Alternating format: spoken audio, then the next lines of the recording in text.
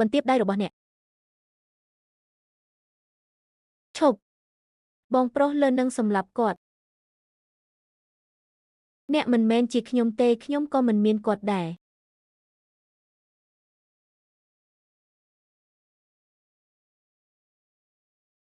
តើអ្នកណាជាអ្នកបញ្ជូនចោរដែលលួចកាំបិតពីដំបងលោកលូអ្នកនៅទីនេះមែនទេ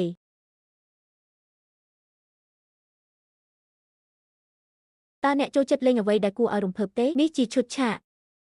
កាំបិតនេះពួកគេនិយាយថាលូមិនទាន់បានបើកដាវរបស់គាត់ផងចៅវាយចូលចិត្តការបង្ខិតបង្ខំបែបនេះខ្ញុំគិតថាប៉ុតនេះអាចធ្វើឲ្យអ្នករីករាយដោយមិនចាំបាច់បំបែកអ្វីទាំងអស់ខ្ញុំនៅតែអាចថែរក្សារាងកាយរបស់អ្នកនៅពេលក្រោយពិតជាស្ត្រីដ៏ល្អម្នាក់គ្រាន់តែជាប្រភេទរបស់ខ្ញុំ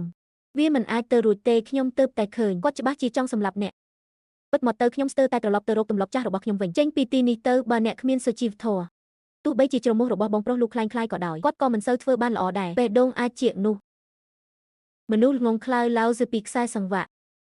នេះត្រូវបានភ្ជាប់ទៅនឹងការរកឃើញចង្វាក់បេះដូងនៅពេលដែលបន្ទះឈាមត្រូវបានយកចេញពីរាងកាយវានឹងបំផ្លាញខ្លួនឯងហើយខ្លាចជាគ្មានប្រសិទ្ធភាពហើយត្រូវបានវាល្អអ្វីអូវាគឺដូច្នោះឯងឬមួយក៏វាជាចៅវាយបច្ចេកវិទ្យាខ្ពស់លូយ៉ាងណាមិញទ្រព្យសម្បត្តិនិងជីវិតរបស់មនុស្សមានអំណាចទាំងអស់សុទ្ធអ្នកដែលមកត្រូវបានចារឹកក្នុងការចងចាំរបស់ខ្ញុំអូនាងចេញហើយលែងនាងមួយសន្ទុះលោកលូតាំងពីលោកអីចឹងបើគាត់មិនចង់ចាក់ចេញទេទុកឲ្យគាត់នៅចុះវាកើតឡើងថាពួកគេទាំងពីរលេងច្រើនរឿងនេះគួរឲ្យធុញណាស់ចូលយើងលេងហ្គេមជាមួយគ្នាទោះបីជាការលេងល្អឬអត់ក៏ដោយតើវាជាហ្គេមអ្វីនេះជាកាស៊ីណូដូច្នេះយើងលេងល្បែងស៊ីសងការលេងភ្លេចជែកគឺអ្វីអ្នកណាចាញ់ត្រូវតែដោះមួយចេញសម្លៀកបំពាក់ត្រូវបានដោះចេញរហូតដល់ពួកគេអាក្រាតកាយទាំងស្រុងទៅអ្នកមិនអីទេភ្នាល់ជាមួយខ្ញុំតើអ្នកដឹងថាខ្ញុំជានរណាទេព្រោះចង់ដោះសម្លៀកបំពាក់ចេញពីទីនេះទៅខ្ញុំនឹងបំពេញតាមបំណងប្រាថ្នារបស់អ្នកបើកសន្លឹកបៀលោកលូនឹងចែកសន្លឹកបៀ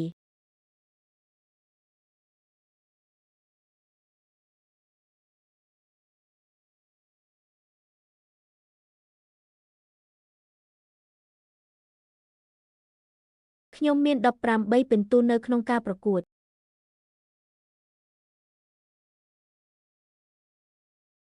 បើអ្នកចាញ់ទារកនឹងត្រូវដកហូតសិទ្ធ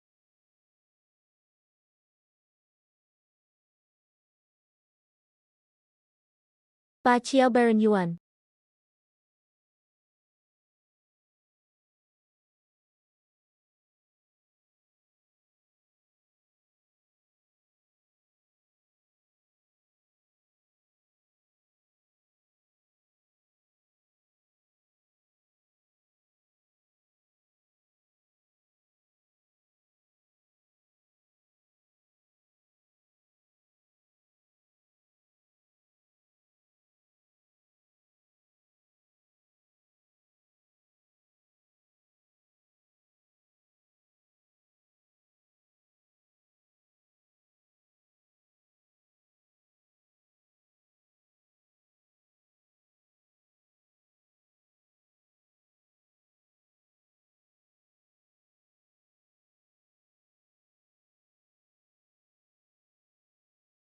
លោកលូអ្នកបានទទួលយកការខាតបង់របស់អ្នកហើយបន្តទៅខ្ញុំចង់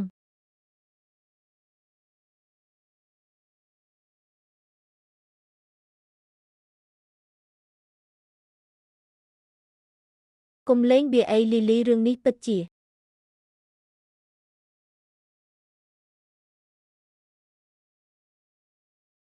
សន្លឹកបៀដ៏ល្អមួយស៊ីរិនវាហាក់ដូចជាអ្នកពិតជាដូច្នោះចង់ដោះសម្លៀកបំពាក់របស់នាងសម្រាប់ចៅវាយលូចុះចាប់តាំងពីបងប្រុសរបស់ខ្ញុំចង់ខ្ញុំមិនអាចលាក់វាពីអ្នកបានទេយ៉ាលូ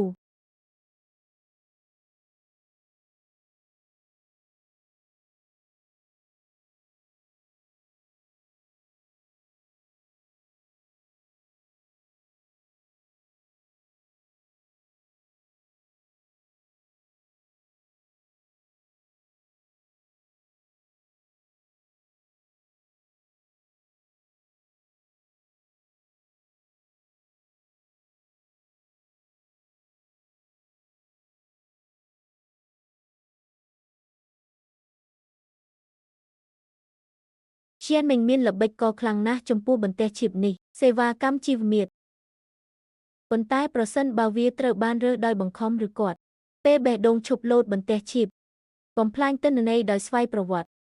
ដូច្នេះយើងត្រូវរកវិធីដើម្បីដោះស្រាយបញ្ហានេះដោយមិនចាំបាច់ដកខ្សែសង្វាក់ចេញទិន្នន័យនេះជិតនឹងរបស់ Lucia Ming យើងនឹងត្រូវបានបញ្ជូនទៅសម្រាលកូនដូច្នេះយើងនៅតែត្រូវការប្រើប្រាស់មិត្តស្រីរបស់គាត់ឈ្មោះ Lily ចាំមើលថាអ្នកណាជាមនុស្សល្ងងចង់បានរឿងនេះខ្ញុំដេកលើគ្រែរបស់បុរសខ្ញុំ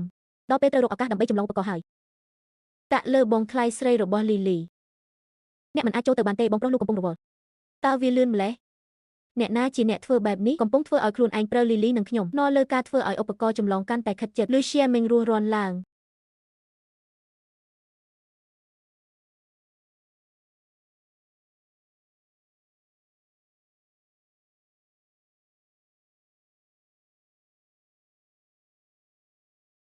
ខ្ញុំមិនដែលឃើញអ្នកណាចេញពីកាស៊ីណូទេបើគាត់ខុសបងប្អូនឲ្យវាយគាត់ឲ្យសន្លប់ទៅបង្វិលហើយវាយខ្ញុំហើយខ្ញុំបាន3ហើយពេលអ្នកទទួលបានវាហើយអ្នកអាចចាក់ចេញមុនគេបាន20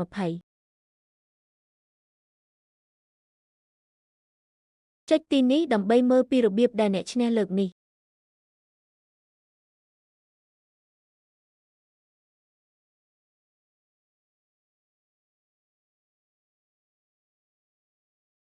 បងស្រីយេលីពិតជាអស្ចារ្យមែន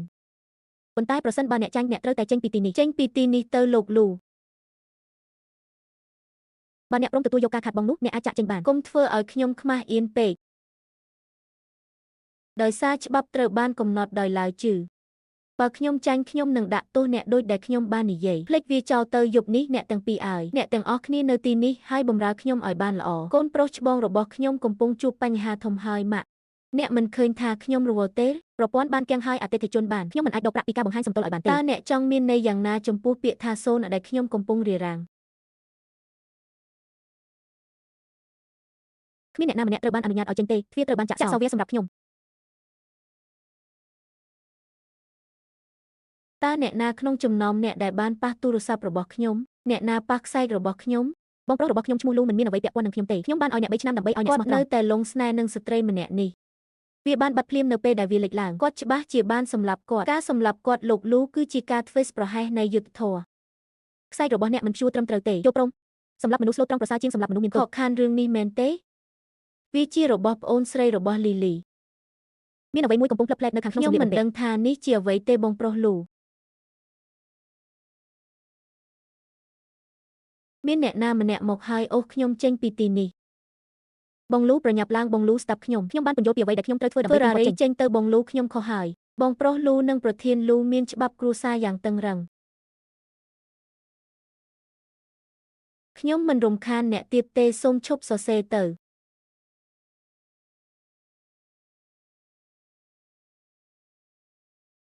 មានរឿងអ្វីកើតឡើងចំពោះលុយរបស់ខ្ញុំបានឲ្យវាទៅអ្នកតើ3ឆ្នាំលូចុងចិនមានន័យយ៉ាងណាតើយើងមិនទើបតែដឹងថាវាជាលីទេតើលីលីបានធ្វើវាទេលីលីមិនមានវាទេនាងមិនអាចទ្រាំទ្រនឹងស្ថានភាពបែបនេះបានទេអ្នកបានគ្រោងទុករឿងនេះតាំងពីអ្នកចូលមកតើអ្នកគូចាប់សពគ្រប់ហើយឬនៅប្រាប់ខ្ញុំឲ្យលឿនតើលុយខ្ញុំនៅឯណាបើមិនដូច្នោះទេខ្ញុំនឹងបំផ្ទុះក្បាលអ្នកចោលបាញ់ខ្ញុំចោលការបាញ់នោះបានដោះលែងខ្ញុំប៉ុន្តែចុះយ៉ាងណាចំពោះ$300 លានរបស់អ្នកបញ្ជីខ្មៅនៅក្នុងកនីអ្នកពិតជាបានបាត់ខ្លួនជារៀងរហូតបើខ្ញុំមិនហ៊ានទេពិតណាស់អ្នកប្រកាសជាធ្វើទុកឲ្យអ្នកទាំងពីរនៅពីក្រោយអ្នកហើយកែដឹងថាអ្នកមិនត្រឹមតែចាញ់ប៉ុណ្ណោះទេកំណត់ត្រាលេងលុយយកខ្វក់សម្រាប់រយៈពេល3ឆ្នាំនេះក៏ដូចគ្នាដែរទទួលបានបញ្ជីអតិថិជនរបស់ពួកគេអ្នកបាននិយាយថាពួកគេដឹងពីរបៀបបកវាចេញស្បែករបស់អ្នកនឹងនៅតែបោះអ្នកចូលទៅក្នុងបង្គោលឈើការចិញ្ចឹមឆ្កែនៅក្នុងម៉ាស៊ីនកែច្នៃសាច់តើអ្នកជាអ្វីឲ្យប្រកាសអ្នកណាតើអ្នកដឹងដោយរបៀបណាថាមានមនុស្ស2នាក់នៅពីក្រោយលោកលូដែលជាម្ចាស់អាជីវកម្មឯកជនម្នាក់ពិតជាមានតម្លៃថ្លៃមែនមនុស្សច្រើនតែភ្លេចរឿងតំបន់ព្រំដែន3កាលពី10ឆ្នាំមុនតើអ្នកចាំរូងក្រោមដីទឹកទេចូលធ្វើជាឆ្កែដែលស្ដាប់បង្គាប់ឬធ្វើជាឆ្កែដែលស្ដាប់បង្គាប់តើនេះជាអ្វីទៅ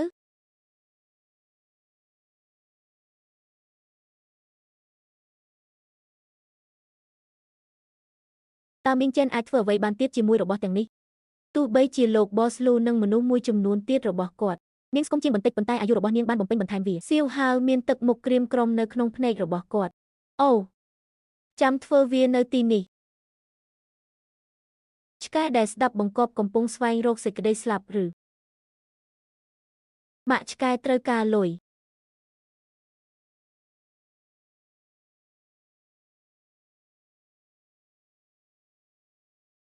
អ្នកនឹងមិនរស់នៅដោយសុខមង្គលដោយគ្មានខ្ញុំទេ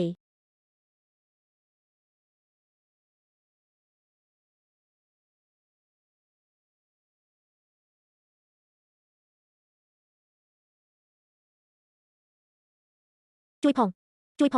គ្មានអ្នកណានៅទីនេះទេមនុស្សដែលអ្នកបានជួបគឺគ្មានប្រយោជន៍ពេកហើយតើអ្នកនឹងធ្វើអ្វីជាមួយ Shen Kans មនុស្សល្ងងនោះវាចូលចិត្តឆ្កែខ្លាំងណាស់សូមឲ្យគាត់ក្លាយជាឆ្កែមួយក្បាលផង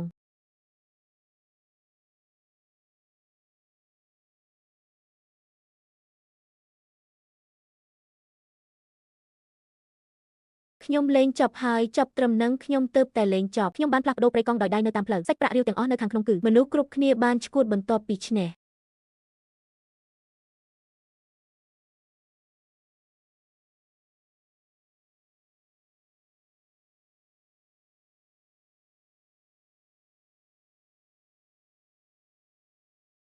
វាត្រូវបានដោះស្រាយរួចរាល់ហើយលើកលែងតែដំណើរកម្សាន្តបន្ទាប់របស់យើងហេរ៉ាញ់ពទាន1លាន300លានដែលនៅសល់បានរួចរាល់ហើយទាំងអស់នេះត្រូវបានបរិច្ចាគទៅឲ្យអង្គការរបស់ខ្លួននិងក្រុមគ្រួសារជនរងគ្រោះផងដែរទោះបីជាលុយមិនអាចទិញជីវិតមកវិញបានក៏ដោយយ៉ាងហោចណាស់មនុស្សដែលអាចរក្សាពួកគេឲ្យនៅរស់រានមានជីវិតវាប្រសើរជាងដែលខ្ញុំនៅច្រកចូលបន្ទប់ឯកជនស្ដាប់អ្នកនឹងលូធីនមីងនៅក្នុងការសន្ទនាអ្នកបានលើកឡើងពីភាគី3អ្នកមិនស្គាល់ខ្ញុំនឹងឆែនទេនៅពេលដែលយើងចូលរួមដំបូងសឺមកពីតំបន់3ជ្រុងអ្វីដែលយើងបានធ្វើបន្ទាប់ពីរត់គេចពីខាងក្នុងវាមិនមែនទាំងអស់អំពីលុយទេគឺដើម្បីយកអ្នកទាំង3នោះចាត់ទុកមនុស្សដូចសត្វពួកគេទាំងអស់គ្នាត្រូវបានបញ្ជូនទៅឋាននរកម្ដងមួយលូធីនមីងគ្រាន់តែជាមនុស្ស3នាក់ដំបូងប៉ុណ្ណោះក្រៅពីលូធីនមីងតើអាចជាអ្នកផ្សេងបានទេអ្នករងរបួសវាមិនមែនជាអ្នកទេដែលបង្កការឈឺចាប់សូមអភ័យទោសខ្ញុំមានរឿងផ្សេងទៀតដែលត្រូវធ្វើចូលយើងនិយាយគ្នាជាមុនសិនសូមអរគុណចំពោះការស្នើសុំរបស់អ្នក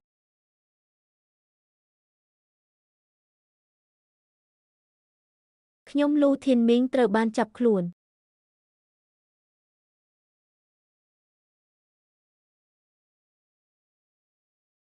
ខ្សែសង្វាក់នៃភស្តុតាងមិនទាន់ពេញលេញនៅឡើយទេតើបេសកកម្មសម្ងាត់របស់អ្នកមួយណាដែលបានបញ្ចប់សេនប្រធានក្រុមអ ுக ្រិតជន Chance តើអ្នកមានគម្រោងអនុវត្តវានៅពេលណាវាមិនទាន់ជាពេលវេលាត្រឹមត្រូវដើម្បីចាប់ខ្លួនពួកគេនៅឡើយទេទោះបីជាវិធីសាស្ត្ររបស់ Shen Kians មានឥទ្ធិពលខ្លាំងក៏ដោយប៉ុន្តែគាត់បានចែកចាយប្រាក់ទាំងអស់ទៅធម្មជាតិរបស់ជនរងគ្រោះមិនមែនទេដើម្បីប្រមូលទ្រព្យសម្បត្តិពួកគេចូលដោយខុសច្បាប់របួសដោយចេតនាដោយសារតែការផ្ទេរខុសច្បាប់ក្នុងចំណោមចំណុចខាងក្រោមតើមួយណាដែលមិនគ្រប់គ្រាន់ដើម្បីធានាការវិនិច្ឆ័យហើយអ្នកមិនបានធ្វើអ្វីមួយនៅពីក្រោយក្នុងខ្ញុំទេមែនទេខ្ញុំមិនមានអារម្មណ៍ចំពោះគាត់ទេប្រសិនបើគាត់ពិតជាត្រូវបានចាប់ខ្លួនមែនផ្លូវរបស់គាត់បានត្រជាក់ចុះ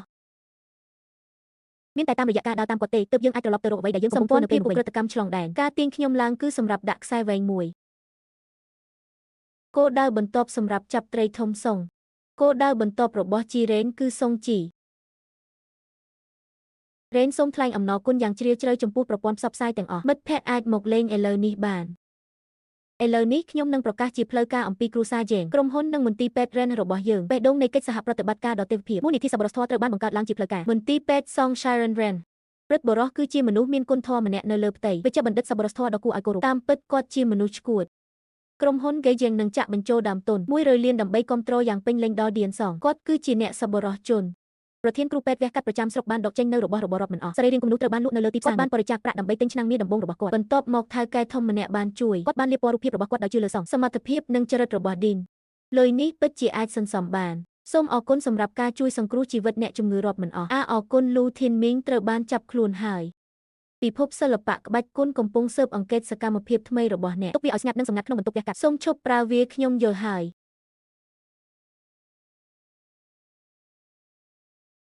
សូមជួយសង្គ្រោះខ្ញុំផងបងប្រុសជាទីស្រឡាញ់ប្រសិនបើអ្នកជាអ្នកជំងឺសូមកុំប្រញាប់សួរខ្ញុំសូមជួយសង្គ្រោះខ្ញុំផងបានល្អម្ល៉េះរបស់ខ្ញុំតើមានអ្វីកើតឡើងចំពោះការព្យាយាមជួយសង្គ្រោះគាត់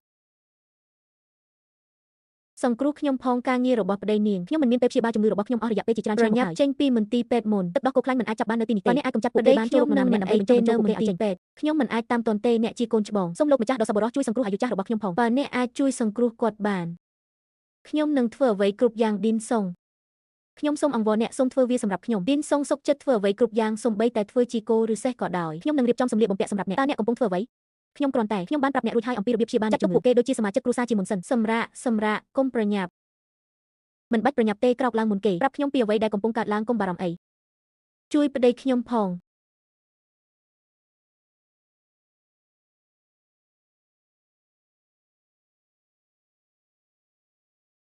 គ្មានការឆ្លើយតបគូសំណាក់ឈាមហើយបង្កើតសំឡេងខ្លាំងប៉ា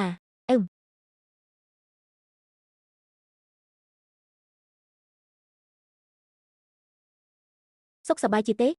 អ្នកសុខសប្បាយជាទេកម្លាំងចង្កេះរបស់អ្នកខ្លាំងពេកខ្ញុំមានអារម្មណ៍មិនស្រួលបន្តិចមានផាសុកភាពខ្ញុំបានកែសម្រួលកម្រិតថ្នាំទៅក្រោយពីពិនិត្យមើលលទ្ធផលទាំងនេះគឺគ្មានវិធីផ្សេងទៀតទេតើសង Sharon រងរបួសទេក្នុងរយៈពេលប៉ុន្មានឆ្នាំមកនេះគាត់មិនងាយជឿទេអ្នកណាក៏បានរឿងតែមួយគត់ដែលត្រូវមើលនៅពេលនេះគឺហត្ថលេខានេះគឺទាំងពីរស្ត្រីគ្មានទីពឹងនិងមិនឆ្លាតតើមនុស្សអាចត្រូវបានគេបោកបញ្ឆោតបានទេ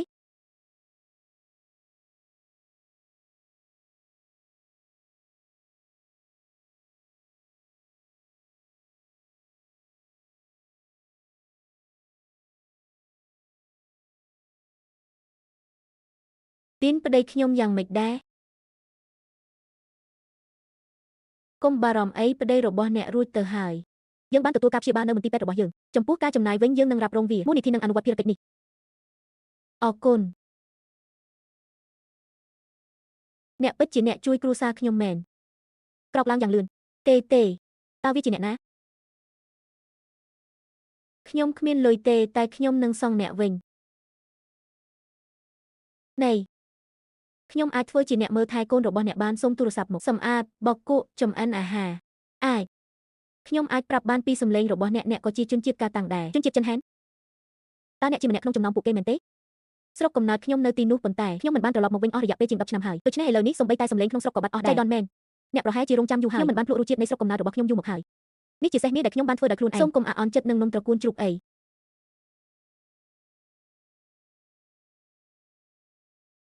សូមសាកល្បងវា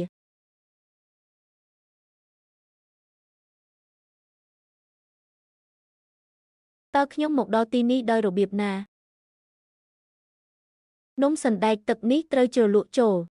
ទឹកឃ្មុំ Osmanthus មានរសជាតិឆ្ងាញ់ជាងទឹកឃ្មុំនេះក៏មានប្រភពមកពីបុរាណផងដែរវាត្រូវបានយកមកពីផ្ទះអ្នកអាចសាកល្បងវាបានខ្ញុំតែងតែងាយនឹងរំខានណាស់ណែ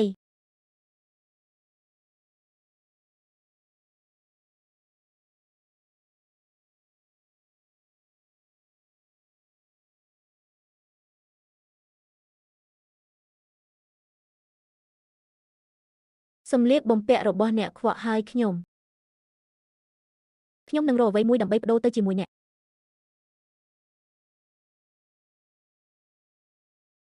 អោនៅស្អាតអ្នកគួរតែបដូរទៅវាអរគុណ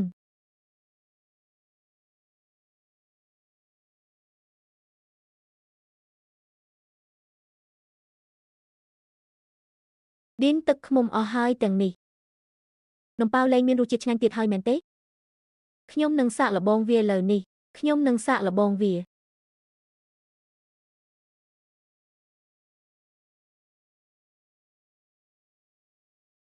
ឆ្ងាញ់ណាស់ឆ្ងាញ់ណាស់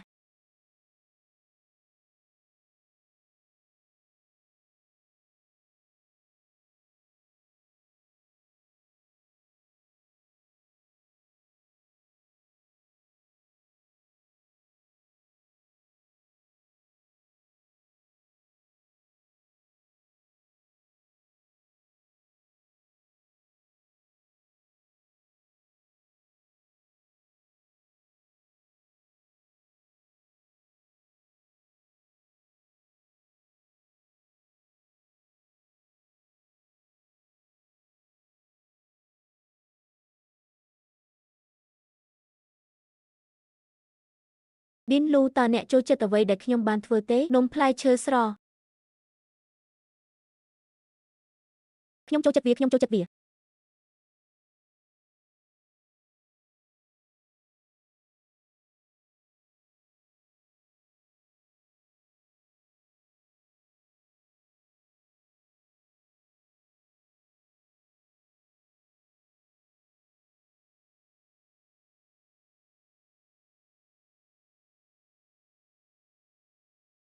នេះជារឿងឈួតលីលានេះជាមន្ទីរពេទ្យនេះជាការសម្ដែងត្រូវតែមានជំនឿចិត្ត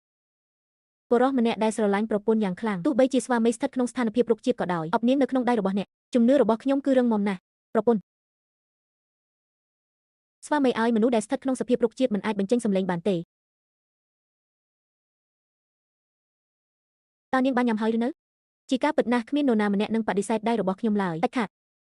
ល្អណាស់ Liverpool នឹងអនុញ្ញាតឲ្យនាងឈាមក្នុងទឹកនោមបានលេចឡើងពីរបីថ្ងៃក្រោយមកបន្តិចកម្រិតថ្នាំពោធិ៍សរសៃប្រសាទមួយដូសនឹងធ្វើឲ្យនាងការបំផន់រីកចម្រើនបន្តិចម្ដងមែនហើយប៉ុន្តែមួយខែក្រោយមកនាងក៏បានអ្នកនឹងជួបប្រទះកំហុសដោយចិត្តណារបស់នាងភាពអស់សង្ឃឹមរបស់អ្នកជំងឺនៅ clinic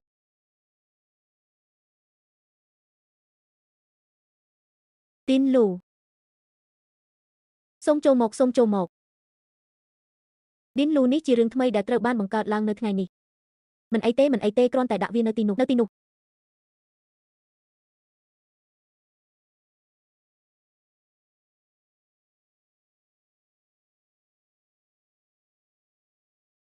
មានអ្វីខុសតើមានអ្វីដែលអ្នកត្រូវការទេ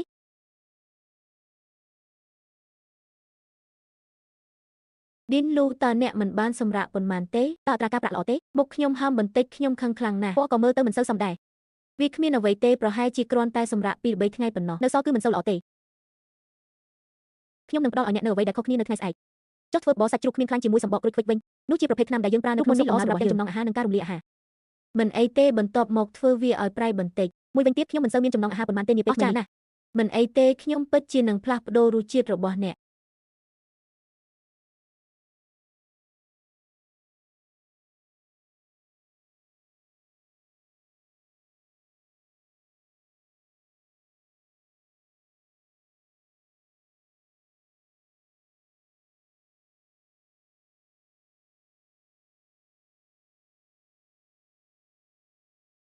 ខ្សោយតម្រងនំមិនអាចទៅរួចទេបន្ទាន់ណាស់ខ្ញុំត្រូវការលទ្ធផលឥឡូវនេះឲ្យបានចំណុច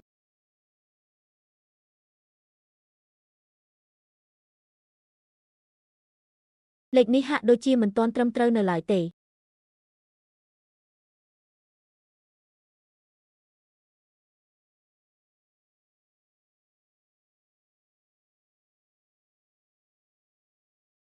នាងជាមនុស្សដែលមានចិត្តល្អិតល្អន់តើល្បិចតូចរបស់យើងអាចបញ្ឆោតយើងបានទេរហូតដល់ពេលណា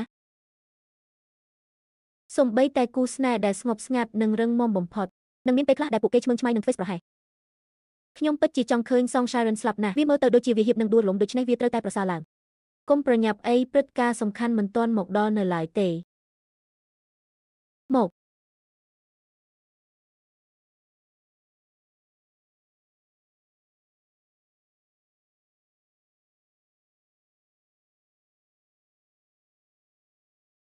ទីន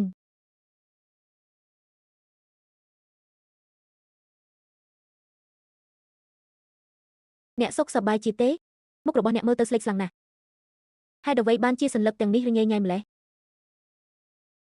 ខ្ញុំទើបតែធ្វើរឿងនេះសម្រាប់ប្តីរបស់ខ្ញុំការម៉ាស្សាពេញរាងកាយតម្រូវឲ្យឡើងលើសារព័ត៌មានចលនានេះធំពេកហើយវាបានរញ៉េញ៉ៃទាំងអស់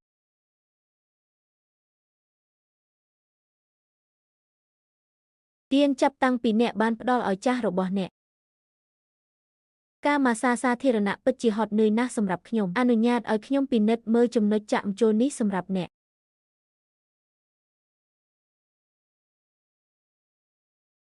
ការជិះចាប់នៅក្នុងតំបន់នេះគឺងាយរងគ្រោះប្រសិនបើមនុស្សធម្មតាម្នាក់ដែលមានរាងកាយងាយប្រតិកម្មត្រូវទទួលការចាក់វ៉ាក់សាំងការជិះចាប់ផ្ដើមពីដៃផ្នែកខាងលើហើយលាតសន្ធឹងដល់ដៃខាងក្រោមចំណុចដៃ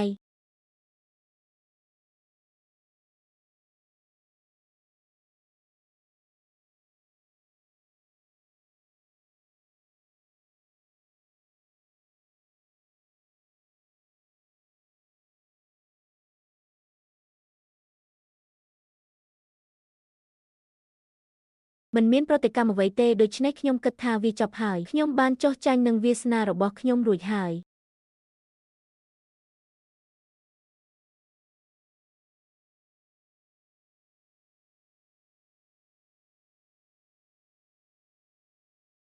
ប្តីខ្ញុំបន្តទោះយ៉ាងណាក៏ដោយគ្មានស្មារតីទេប៉ុន្តែរាងកាយអាចធ្វើបានខ្ញុំជិះចាប់ហើយខ្ញុំមិនចង់បានគាត់ទេខ្ញុំសុខចិត្តធ្វើទារុណកម្មបែបនេះខ្ញុំមានបំណងបម្រើទ្រង់ពេញមួយជីវិតរបស់ខ្ញុំធ្វើបែបនេះព្រោះខ្ញុំអាណិតអ្នកណាស់ភីងជាធម្មតាគេម៉ាស្សាយ៉ាងដូចម្ដេចតើវាដោយដៃទេប្រសិនបើច្បាប់ខុសតើអ្នកកំពុងព្យាយាមធ្វើអ្វីប្រាប់ខ្ញុំផងចាំខ្ញុំបង្រៀនអ្នកពីរបៀបម៉ាស្សាឲ្យបានត្រឹមត្រូវអាចទាក់ទាញចំណាប់អារម្មណ៍របស់បុរសការិយាល័យរបស់លោកព្រឹទ្ធបុរស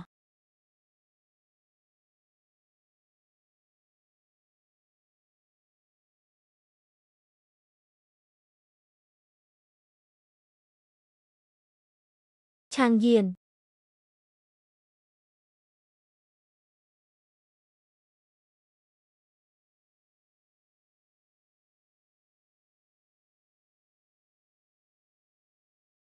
ឆាងសុង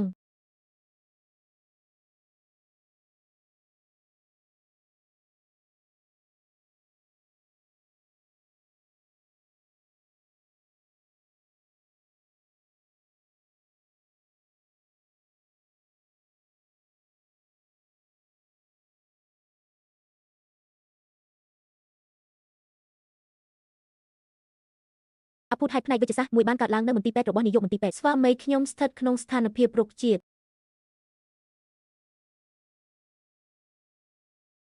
ខ្ញុំក៏បានញ៉ាំនំខ្លះដែរអ្នកភូមិដូចគ្នាខ្ញុំអ្នកទាំងពីរមិនពូកែសម្ដែងទេតើអ្នកបានរកឃើញដោយរបៀបណាថាវាខុស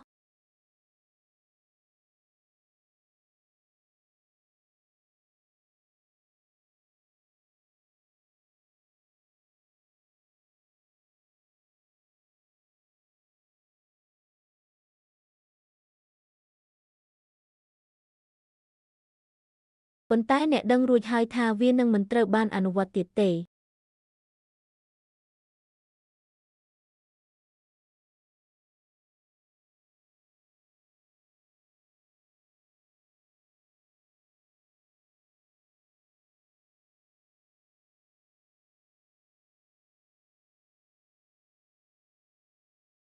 ប្រាប់ខ្ញុំផងតើអ្នកជានរណាសម្រាប់អ្នកដែលបញ្ជូនអ្នកមកបើអ្នកចង់ឈប់និយាយរឿងមិនសមហេតុផលច្រើនទៅ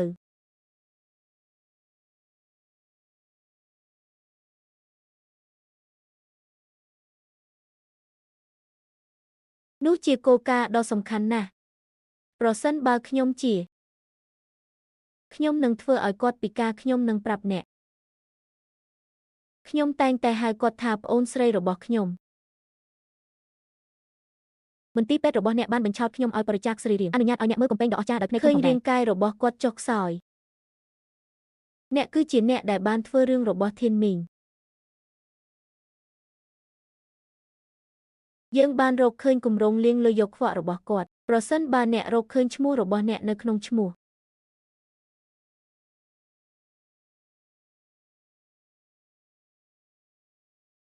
វាពិតជាគួរឲ្យរន្ធត់ណាស់ប្រសិនបើទុកឲ្យអ្នកទាំងអស់គ្នាស្លាប់បែបនេះលោកជាងវាថោកពេកសម្រាប់អ្នក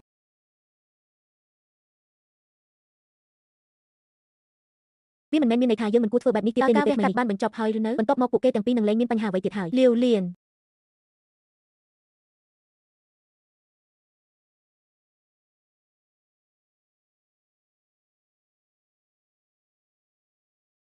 អ្នកមិនអាចកាន់ដប់បានទេឬតើក្រសួងណាបានផ្ទេរទារោគសុំទោសណាស់ឌៀនសងដៃរបស់អ្នកញត្រូវអត់អន់ឲ្យបានច្រើនព្រោះពួកគេធ្លាប់ធ្វើវាពីមុនមកអ្នកដែលបានវះកាត់តែងតែមានរាងកាយដែលមានសុខភាពល្អខ្សោយបន្តិចហើយចុះការវះកាត់វិញរូបកាយខ្លួនឯងមិនគួរឲ្យខ្លាចទេអ្វីដែលគួរឲ្យខ្លាចគឺពេលភ្លៀងធ្លាក់ម្ដងចង្កេះខ្ញុំកន្លែងនោះតែងតែទេវាក៏មានអារម្មណ៍ដូចជាឈឺជុកចាប់ដែរមានខ្យល់រាប់មិនអស់បក់កាត់ឆ្អឹងក្បាលខ្ញុំពេញទៅដោយទឹកហើយខ្ញុំមិនហ៊ានលើករបស់ធ្ងន់ទេសូម្បីតែអ្នកដែលមិនហ៊ានហាត់ប្រាណខ្លាំងក៏ដោយខ្ញុំនឹងរត់ពី3ជំហានទៀតហើយខ្ញុំនឹងអ្នកមិនអាចដកដង្ហើមបានទេអ្នកមិនមែនមកពីតំបន់យើងទេកូនឲ្យកូនជានរណារាល់ពេលដែលម៉ាក់ថតរូបខ្ញុំអាចមើលឃើញបន្ទាត់នោះនៅក្នុងកញ្ចក់ស្លាកស្នាមអាក្រក់នឹងតែងតែធ្វើឲ្យខ្ញុំចាំបានថាយប់នោះខណៈពេលដែលកាន់កាំបិតវះកាត់ពេលកំពុងខ្ញុំញឹមហើយនិយាយថាវានឹងរួចរាល់ឆាប់នេះហេតុអ្វីបានជាគ្រូពេទ្យនៅតែនិយាយ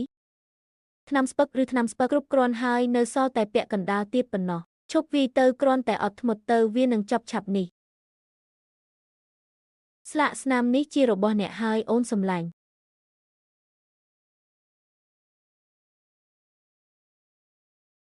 តើអ្នកជានរណាឲ្យប្រកាសតើអ្នកជានរណាឌីនសុងតើថ្នាំស្ពឹករបស់អ្នកជាអ្វី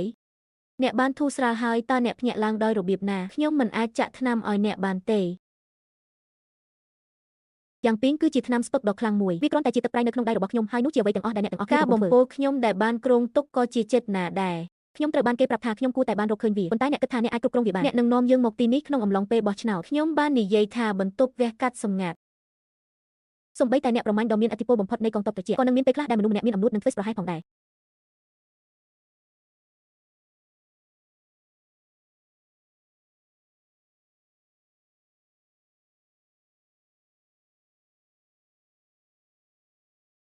សូមចូលចិត្តប្រកាសនេះ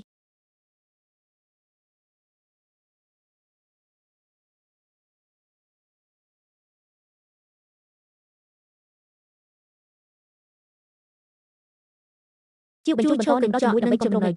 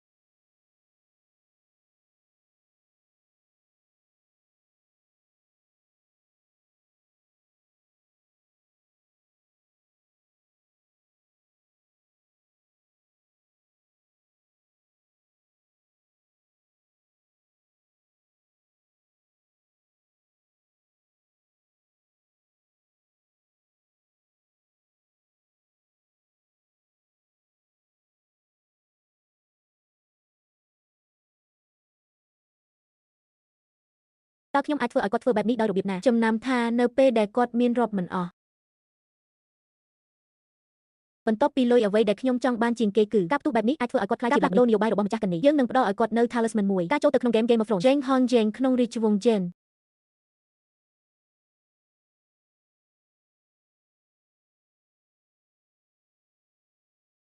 មនុស្ស3នាក់បានបម្រើការងារនយោបាយហុងដែលជាមេគ្រួសារបច្ចុប្បន្នលីនជាសមាជិកសភាយុទ្ធនាការប្រធានាធិបតីថ្មីនេះបានលាតត្រដាងរឿងអាស្រូវខ្ញុំបានឮថាសមាជិកគ្រួសាររបស់ពួកគេម្នាក់ជាកុមារអនិច្ឆ័យកូនស្រីខុសច្បាប់ម្នាក់នៅខាងក្រៅអាពាហ៍ពិពាហ៍ប៉ុន្តែនោះទាំងនេះសុទ្ធតែជាវត្ថុបុរាណដែលមានអាយុកាល30ឆ្នាំមុនកូនប្រុសរបស់ខ្ញុំថ្មីនេះប្រយោគនេះមិនពេញលេញហើយខ្វះបរិបទវាហាក់ដូចជាផ្នែកមួយនៃការពិភាក្សាធំជាងអំពីការស្លាប់របស់កូនប្រុសនិងកង្វះភស្តុតាងតើគាត់កំពុងណាត់ជួបជាមួយនារីប្រភេទណាចៅវាយវ័យក្មេងបាននិយាយវាម្ដងហើយហាក់ដូចជាមិនចូលចិត្តម្ដាយបានមកពីកន្លែងផ្សេងគ្រួសារចិននៅអាស៊ីអាគ្នេយ៍ឪពុកមកពីហុងជៀងក្នុងរាជវង្សជីនអ្នកនៅម្ខាងទៀតគឺជាអ្នកដែលគ្រប់គ្រងសភា20ឆ្នាំនៃគ្រួសារជាក់លាក់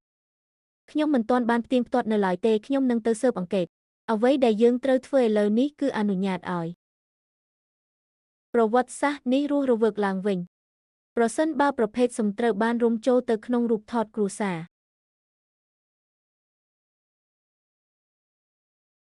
តើអត្តសញ្ញាណរបស់អ្នកពិតប្រាកដទេតើអ្នកមានយោបល់យ៉ាងណាដែរកូនប្រុសរបស់ខ្ញុំ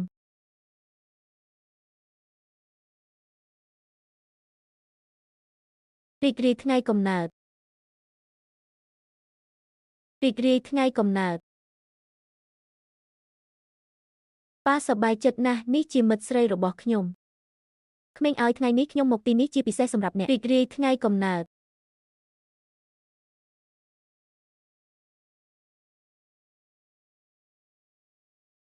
នេះគ្រាន់តែជាអំណោយតូចមួយប៉ុណ្ណោះប៉ាសូមទទួលយកវាច្រាសដុសធ្មេញដ៏ល្អឯកមួយនេះមើលទៅដូចជាផលិតផលល្អវាជាអំណោយពីអ្នកសូមមើលរូបចម្លាក់ទាននេះផងនេះជាគុណភាពល្អបំផុតដែលឆ្លាក់លើវាគឺទេពធីតាកណ្ដាលនៃព្រះអាយុវែងទាំង3គឺឆាងទោះជាយ៉ាងណាក៏ដោយព្រះពុទ្ធនៃអាយុយឺនយូរមានរឿងមួយដូចគ្នាខ្ញុំពិតជាចង់ដឹងចង់ឃើញណាស់អំពីកុមារភាពរបស់អ្នកនៅក្នុងរាជវង្សជីនហេតុអ្វីបានជាអ្នកនិយាយភាសាចិនកុកងឺបានល្អម្លេះឥឡូវនេះអ្នកធំមិនអីទេម្ដាយខ្ញុំមានដើមកំណើតចិនខ្ញុំបានមើលមនុស្សមកពីយ៉េងណែនក្នុងរយៈពេល2ថ្ងៃកន្លងមកនេះ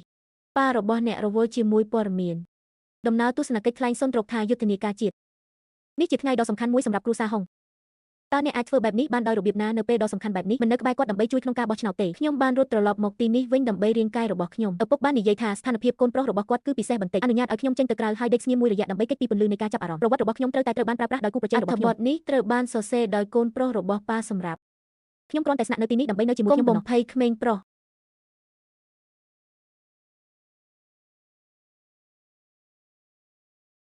ប៉ុន្តែអ្នកទាំងពីរពិតជាចង់ផ្លាស់ប្ដូរគំនិតគ្នាចុះឪពុកម្ដាយទាំងពីរក្រុមវិញខ្ញុំបានឮថាអ្នកគួរតែជួបប៉ានឹងមកលេងអ្នក2 3ថ្ងៃខាងមុខនេះតើវាងាយស្រួលសម្រាប់អ្នកក្នុងការរៀបចំវាសម្រាប់ពួកយើងទេការជួបជុំគ្នាមិនមែនជាបញ្ហាទេខ្ញុំនឹងរៀបចំវា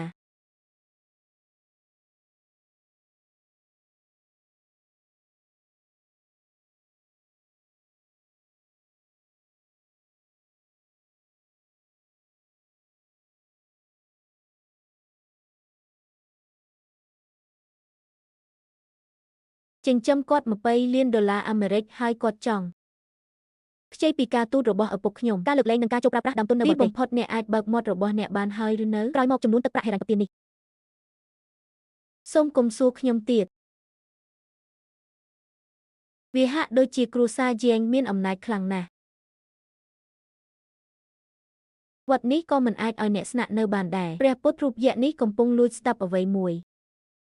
ការហៅទូរស័ព្ទរបស់បុរសមិនមែនជាអ្វីដែលសុភាពបុរសគួរធ្វើសម្រាប់អ្នកដោយចេតនានៅចំពោះមុខខ្ញុំហេតុអ្វីខ្ញុំត្រូវរំខានធ្វើការហៅទូរស័ព្ទនេះអ្នកកំពុងធ្វើពុតជាមានការភ័ន្តច្រឡំតើអ្នកបានកត់សម្គាល់ទេអ្នកបានខិតខំយ៉ាងខ្លាំងដើម្បីយកខ្ញុំទូករបស់កូនប្រុសគឺសម្រាប់គាត់ត្រូវឡើងគោកដោយជោគជ័យលោកជាងពិតជាមនុស្សម្នាក់ដែលខ្ញុំកំពុងស្វែងរកមែនអ្វីដែលអ្នកនិយាយគឺត្រឹមត្រូវសម្រាប់ខ្ញុំវីវមិនមែនជាកូនប្រុសរបស់អ្នកតតែសោះផ្ទុយទៅវិញអ្នកទុកក្មេងចោលគុំមករកបរោះចំណាស់នេះអីចំពោះអ្នកណាម្នាក់នេះមិនមែនជាកាក់មួយកាក់ទេអស្ចារ្យមែនខ្ញុំមានកូនស្រីខុសច្បាប់ម្នាក់ចង់ឡើងជណ្ដើរគ្រួសារអ្វីដែលត្រូវការមិនមែនជាសេចក្តីស្រឡាញ់ទេប៉ុន្តែជាភាពបរិបូរណ៍ការគ្រប់គ្រងផ្នែកហិរញ្ញវត្ថុយ៉ាងច្រើននិងជាងទាំងមូល ប្រសិនបើអ្នកជាមនុស្សតែម្នាក់គត់ដែលមានសមត្ថភាពជួយនោះអ្នកអាចធ្វើបានខ្ញុំទទួលបានអ្វីដែលខ្ញុំចង់បានហើយខ្ញុំទោះជាយ៉ាងណាក៏ដោយវាក៏នឹងជួយអ្នកឲ្យទទួលបានអ្វីដែលអ្នកចង់បានផងដែរតើអ្នកដឹងដោយរបៀបណាថាខ្ញុំចង់បានអ្វី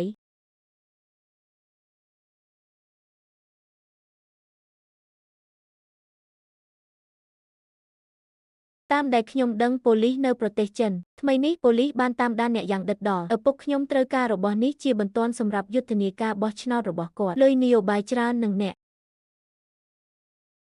បេសកកម្មដ៏មានសុវត្ថិភាពបំផុតមួយគឺត្រូវការជាបន្ទាន់គ្មាននាយកដ្ឋាននាយកម្មណាអាចរកឃើញវាទេយើងមានច្រកសម្រាប់ថវិកាដើម្បីចាក់ចេញពីប្រទេសម្នាក់ទទួលបានអ្វីដែលពួកគេត្រូវការដរាបណាអ្នកជួយខ្ញុំអាចឡើងដល់តំណែងខ្ពស់ជាងនៅក្នុងគ្រួសារការពារទ្រព្យសម្បត្តិរបស់អ្នកស្វែងយល់ពីកិច្ចព្រមព្រៀងនេះគ្មានអ្វីចម្លែកទេដែលខ្ញុំចូលចិត្តស្ត្រីឆ្លាតក្មេងប្រុសតូចដល់ពេលញ៉ាំអាហារហើយ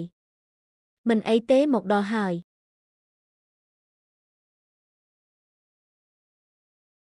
មើល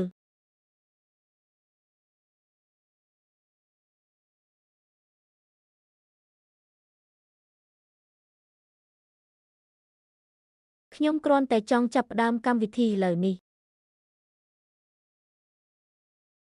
ឯកសារឯកជនអនុញ្ញាតឲ្យអ្នកអាចស្វែងយល់បន្ថែមអំពីខ្ញុំគ្រាន់តែចង់បានឯកជនមួយឯកសារអនុញ្ញាតឲ្យអ្នកដល់ព័ត៌មានស្វែងយល់ពីយ៉េង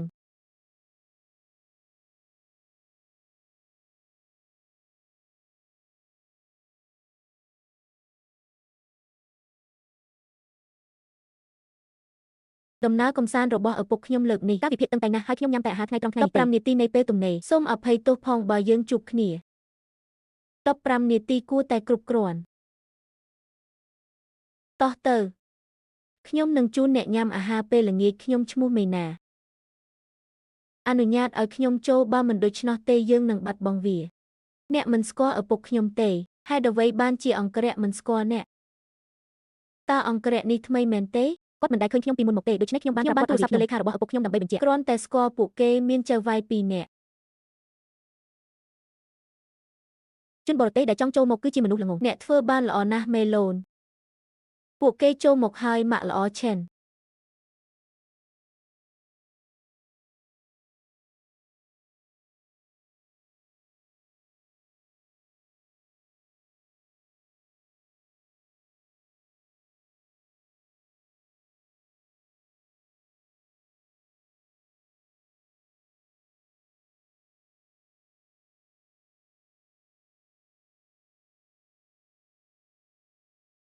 លោកគ្រូខ្ញុំទៅបន្ទប់ទឹកមួយសន្ទុះខ្ញុំសូមជូនពរឲ្យអ្នកមានសុខភាពល្អ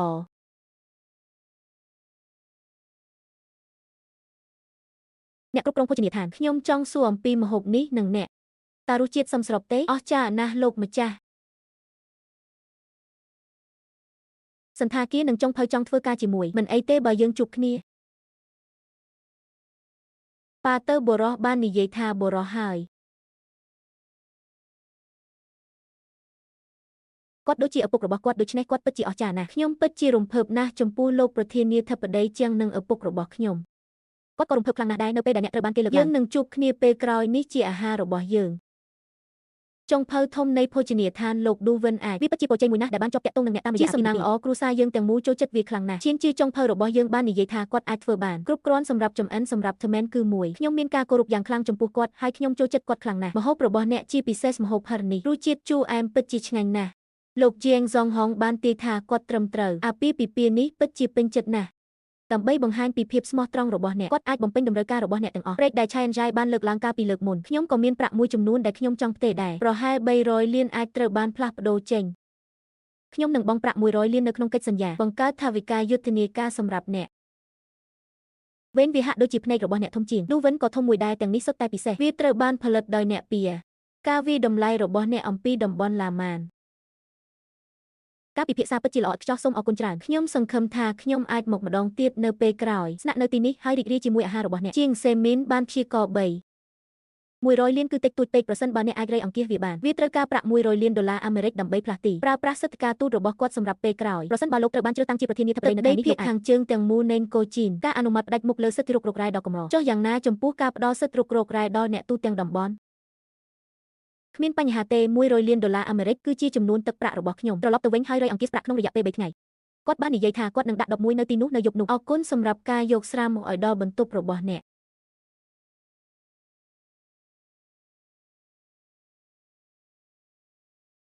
តើពួកគេកំពុងធ្វើអ្វីលេងល្បិចកល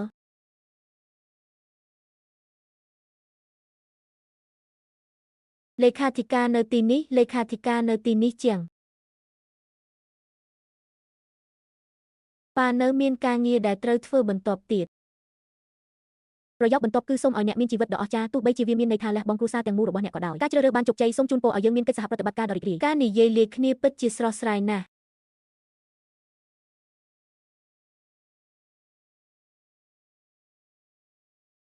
គ្មានអ្វីចម្លែកទេដែលពួកគេជាមនុស្សដែលធ្វើរឿងអស្ចារ្យខ្ញុំនឹងបញ្ជូនគាត់ចេញប្រសិនបើគាត់ត្រូវបានជាប់ឆ្នោតជាប្រធានាធិបតីព្រះអង្គបានប្រគេនព្រះពុទ្ធរូបមាសដ៏ធំមួយអង្គដល់គាត់បានអបអរសាទរពួកយើងដែលទទួលបានលទ្ធផលឆ្នោតសិទ្ធិរុករករ៉ែអ្នកគឺជាម្ចាស់ពិតប្រាកដព្រះពុទ្ធបានយាងទៅហៅកូនខ្ញុំត្រូវពិភាក្សាជាមួយគាត់អំពីអាពាហ៍ពិពាហ៍បញ្ហាអំណោយនេះគឺបន្ទាន់ណាស់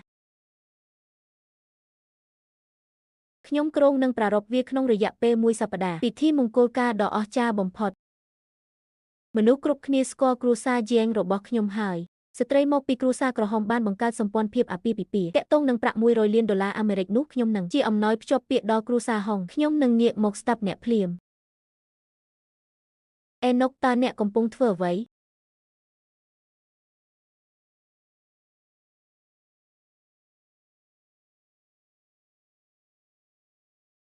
កុំយល់ច្រឡំអីកុំយល់ច្រឡំអីទាំងអស់នេះហើយកុំបង្កបញ្ហាដោយការយល់ច្រឡំតើអ្នកណាបង្រៀនខ្ញុំកុំឲ្យគោះទ្វារមុនពេលចូលបន្ទប់ច្បាប់របស់អ្នកចេញពីទីនេះទៅ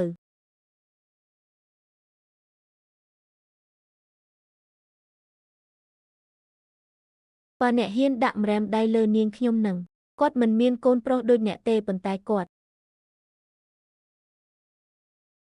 កូនប្រសារស្រីនាពេលអនាគតរបស់អ្នកគឺឈានវានឹងជាការខ្ជះខ្ជាយពេលវេលាសម្រាប់សិទ្ធិក្នុងការដើរតាមអ្នកខ្ញុំបានសម្រេចចិត្តលើអាពាហ៍ពិពាហ៍នេះបន្ទាប់ពី Chance ឆ្លងកាត់ទ្វាររួចខ្ញុំឥឡូវមកជួយមើលថែនាងផងណាចូលធ្វើជាក្មេងស្រីល្អហើយលេងតួនាទីរបស់អ្នកឲ្យបានល្អកូនកំឡោះឲ្យញឹមឲ្យបានច្រើនបន្ទាប់មកអ្នកចេញពីជញ្ជាំង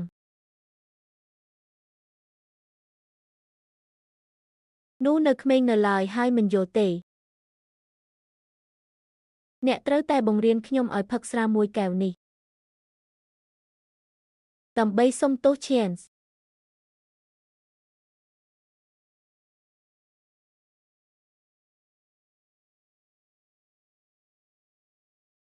សូមផឹកផងសូមអរគុណ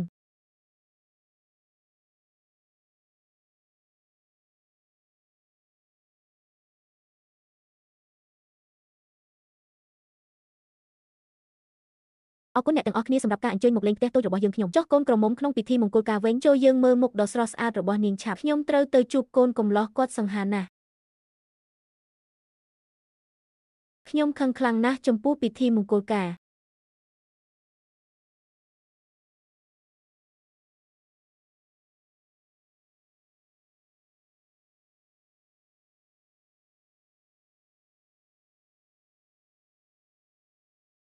ខ្ញុំមានការព្រួយបារម្ភបន្តិចអំពីអំណោយនោះខ្ញុំមិនទាន់តើខ្ញុំគួរជ្រើសរើសរកអាពាហ៍ពិពាហ៍មួយណាជួយខ្ញុំជ្រើសរើសផងឲ្យតែអ្នកពាក់វាសម្លៀកបំពាក់នីមួយមើលទៅស្អាតណាស់ថ្ងៃនេះយើងជាក្រុមគ្រួសារហើយឥឡូវនេះព្រឹកនេះខ្ញុំបានប្រាប់ហានកុំឲ្យលុយទាំងអស់ឥឡូវនេះអ្វីគ្រប់យ៉ាងរួចរាល់ហើយយើងគ្រាន់តែរង់ចាំឪពុកម្ដាយក្មេករបស់យើងត្រូវបានជ្រើសរើសទោះបីជាឪពុកខ្ញុំមិនអាចមកបានក៏ដោយគាត់បានថតវាខ្ញុំបានផ្ញើវីដេអូអបអរសាទរឥឡូវនេះ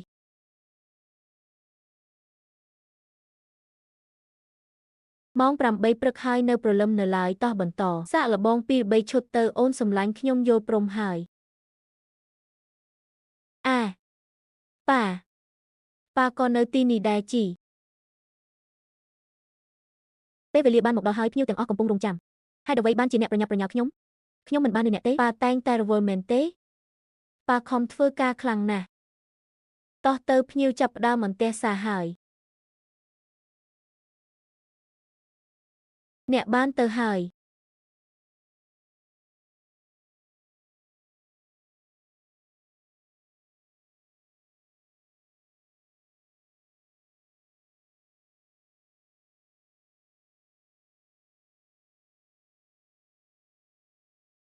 គុំស្លាប់គុំពន្យាពេល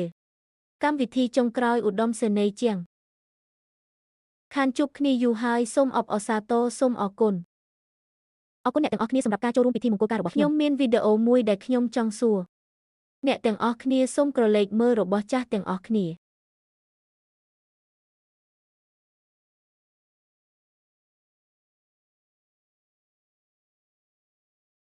កូនជ្រូកមួយក្រុមនេះងាប់ហើយ3នាក់បានគ្រប់គ្រងលែងបានហើយប្រញាប់ឡើងហើយដាក់អ្នកទាំង3នោះចូលទៅក្នុងកូនជ្រូកមិនស្ដាប់ទេគ្រាន់តែអូវាចេញសម្រាប់រុះរើគ្រឿងបន្លាស់រថយន្តពិតជាបានមកដល់ហើយតើអ្នកកំពុងធ្វើអ្វីអាយ៉ាកំពុងធ្វើរឿងបែបនេះហើយកែបានរុះរើកូនជ្រូកវាខ្ជះខ្ជាយពេកក្នុងការប្រើប្រាស់គ្រឿងបន្លាស់និងថ្នាំស្ពឹកបន្ទាប់ពីនោះគ្រាន់តែបោះវាចោលនេះជាវិធីសាស្ត្រថ្មីដ៏អស្ចារ្យមួយកូនប្រុសខ្ញុំជាមនុស្សគ្មានតម្លៃពេលដែលប្រាក់ត្រូវបានផ្ទេរចេញហើយយើងនឹងទៅប្រទេសវិញពួកគេរស់នៅជីវិតដ៏ស្រស់បំព្រងនិងគ្មានកង្វល់នេះគួរឲ្យរន្ធត់ណាស់ច្រើនពេកហើយតើពុកប្រភេទនេះជាអ្វីគាត់ជាសត្វតិឆានអ្នកបានរៀបចំផែនការរួចហើយតើអ្នកជានរណាឲ្យប្រាកដខ្ញុំធ្លាប់នៅក្បែរអ្នកលេខ5243សម្រាប់លោកខ្ញុំមិនមែនជាកូនស្រីរបស់គ្រួសារហុងទេខ្ញុំជាត្រូវបានទាញចេញពីឋាននរកវិញវិញ្ញាណសងសឹកឲ្យដោយសារតែ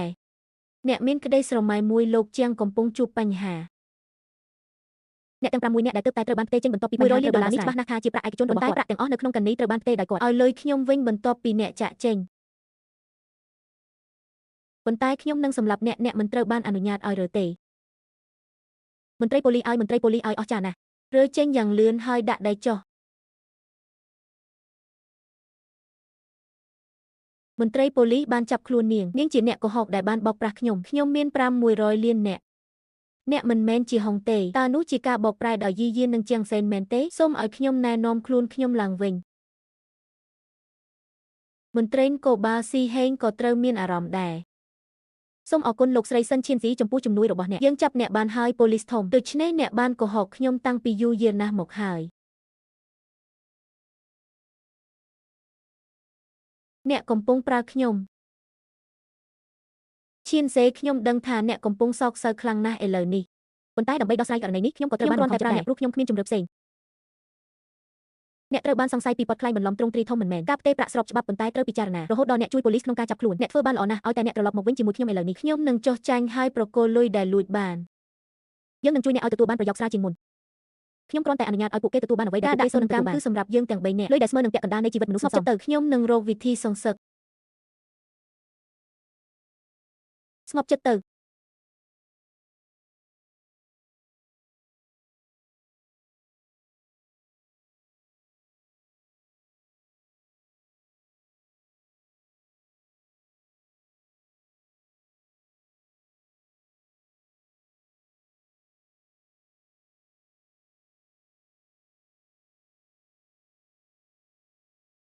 នៅយប់នោះខ្ញុំភ្ញាក់ពីដំណេកម្ដងទៀតខ្ញុំត្រឡប់ទៅរឿងនិទានរបស់ខ្ញុំវិញកណ្ដាល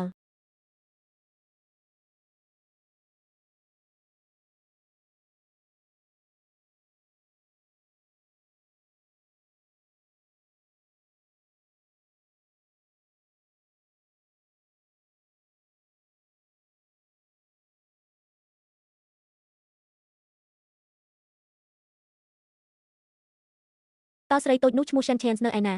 កំភ្លើងទើបតែផ្ទុះដោយចៃដន្យហើយមានអ្វីមួយនៅក្នុងពោះរបស់ខ្ញុំគាត់ត្រូវបានគេបាញ់ហើយបញ្ជូនទៅមន្ទីរពេទ្យប៉ុន្តែមិនអាចជួយសង្គ្រោះបានមកទីនេះហើយអ្នកស្លាប់គាត់បានចុះចេញយ៉ាងងាយស្រួលម្លេះចុះខ្ញុំវិញ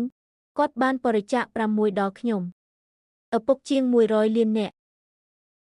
ប៉ាមន្ត្រីប៉ូលីសបានប្រាប់ប៉ារឿងទាំងអស់នេះពេលប៉ាសន្លប់មាននរណាម្នាក់បានលួចចូលផ្ទះរបស់យើងប្រាក់នៅក្នុងប្រព័ន្ធទំនុកចិត្តគ្រួសារតែងតែមានពួកគេបានលេចចេញជាបណ្ដាសេនបានផ្ទេរប្រាក់100 លានរួចហើយខៀនស្លាប់ហើយមែនទេប៉ាក់ពួកម្នាក់របស់គាត់គឺជាបរិសស្បែកខ្មៅកម្រិតខ្ពស់ម្នាក់កានីរបស់ Lucia Ming គាត់បានចាក់វាចេញក្នុងរយៈពេលប៉ុន្មាននាទីយោងតាមការកានីរបស់គាត់ដំណើរការនេះចំណាយពេលអត្តបមានកន្លះម៉ោងដោយមានកម្លាំងពីចំនួនជាច្រើននៃគ្រួសារយើងសាំងបានអស់ហើយប៉ានេះជារបស់យើងទ្រព្យសម្បត្តិចុងក្រោយរបស់ពួកគេនឹងក្លាយជាលុយបានបាត់ទៅហើយបន្ទាប់ពីខ្ញុំចេញទៅទោះបីជាអ្នកចេញទៅក្រៅក៏ដោយតើវានឹងមិនផ្លាស់ប្ដូរទេខ្ញុំខ្លាចជាអ្នកសុំទានហើយឬនៅប៉ាមន្ត្រី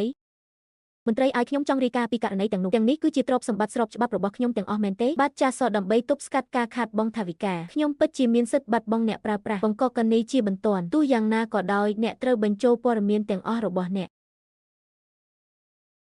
ព័ត៌មានកនីប៉ាគុំស្ទាក់ស្ទើរអីប្រសិនបើអ្នកស្ទាក់ស្ទើរទៀតអ្នកនឹងបាត់បង់អ្វីទាំងអស់ប៉ារាល់ការជួយបន្តិចបន្តួចគឺមានប្រយោជន៍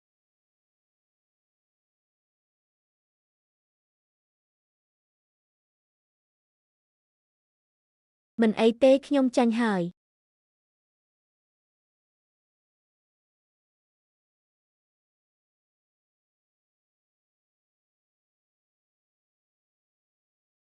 ងាយស្រួលបំពេញឆៃ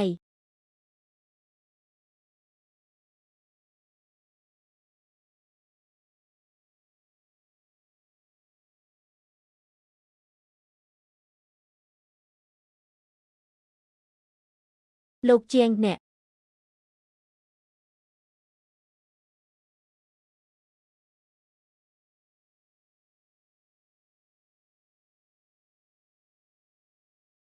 បើខ្ញុំមិនស្លាប់ទេតើខ្ញុំអាចកុហកអ្នកដោយរបៀបណាបើខ្ញុំមិនចង់ស្លាប់កញ្ជ្រោងចាស់ឲ្យចេនដាត្រូវតែមានសមត្ថភាពសម្ដែងវាហាក់ដូចជាមានមនុស្សគ្រប់គ្រាន់ហើយយកคล้ายคล้ายក្នុងតម្លៃ5សេន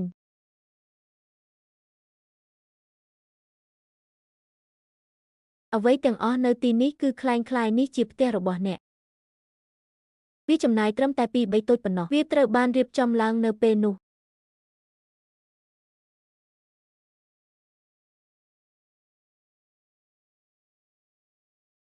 លុយនេះមិនមែនជារបស់ខ្ញុំទេកុំបារម្ភពីរឿងនេះអី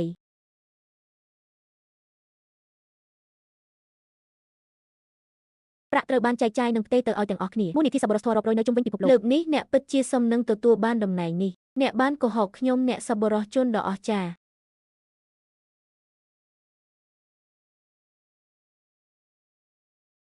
ខ្ញុំនឹងសម្លាប់អ្នកដើម្បីសន្សំថាមពលរបស់ខ្ញុំពិតជាបានចូលមកឥឡូវនេះមែនខ្ញុំឆ្អែតហើយវានឹងរួចរាល់ក្នុងរយៈពេលប្រហែល3នាទីទោះជាយ៉ាងណាក៏ដោយដោយពិចារណាលើកិច្ចសហប្រតិបត្តិការរបស់អ្នកខ្ញុំនឹងផ្ដល់ឲ្យអ្នកនៅពិន្ទុខ្ពស់បែបនេះមានពន្លឺនៃក្តីសង្ឃឹមនៅខាងក្រៅទ្វារម៉ូតូមួយគ្រឿងប៉ុន្តែខ្ញុំបានកែសម្រួលចំពោះនេះបន្ទាប់ពីគិតបន្តិចមានតែមនុស្សម្នាក់ប៉ុណ្ណោះដែលអាចអង្គុយក្នុងពេលតែមួយមនុស្ស2នាក់បុកគ្នាឡានក៏បែកកង់តើអ្នកណារត់គេចខ្លួនហើយអ្នកណារត់គេចខ្លួនអ្នកនិងកូនប្រុសរបស់អ្នកនឹងត្រូវចាប់ខ្លួនខ្ញុំបានសម្រេចចិត្តជូនពរអ្នកឲ្យមានសំណាងល្អ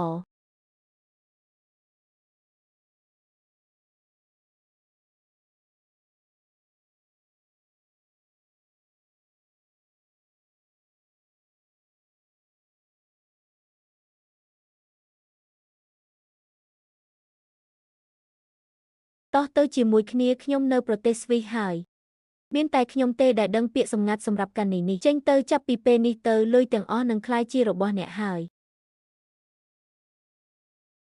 ម៉ោងប៉ុន្មានហើយអ្នកនៅតែចង់កុហកអ្នកនៅតែមិនហៅខ្ញុំថាសម្រាមមែនទេដោយសារខ្ញុំជាសម្រាមខ្ញុំមិនចង់ខ្ញុំនឹងទៅជាមួយអ្នក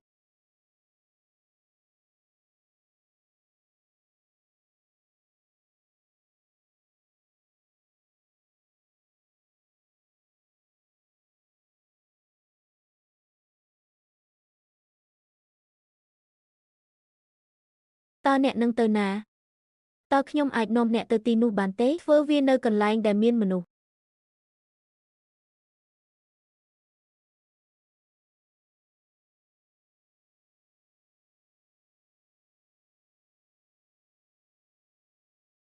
តារាម៉ូដែលត្រូវយកចិត្តទុកដាក់ចំពោះការផ្ដល់ចំណីដោយសុវត្ថិភាព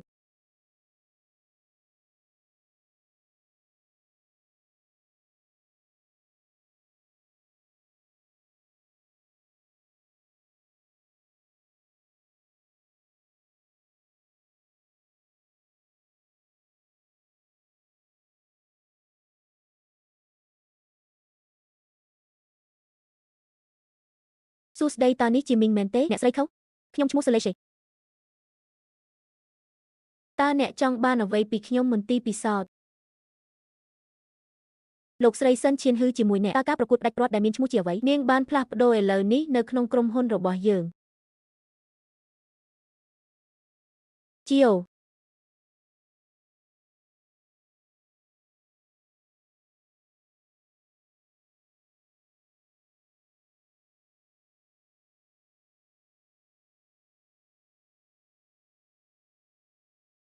មនុស្សល្ងងឲ្យតើអ្នកណាប្រាប់គាត់ឲ្យជ្រៀតជ្រែករឿងនេះ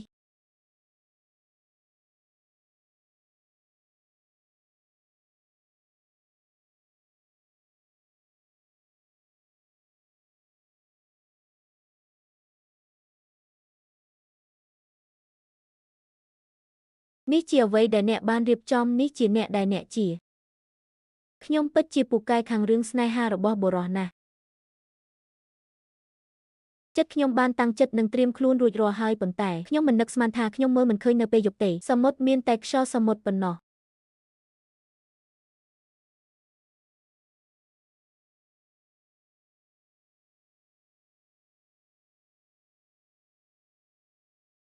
ខ្ញុំចូលចិត្តសឺណាស់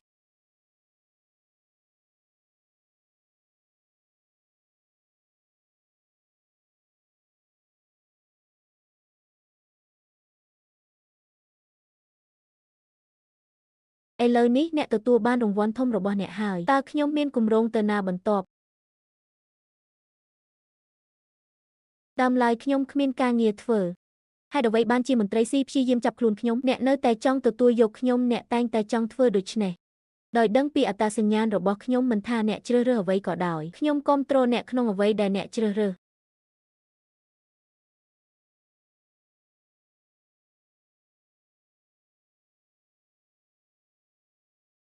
ទូរស័ព្ទ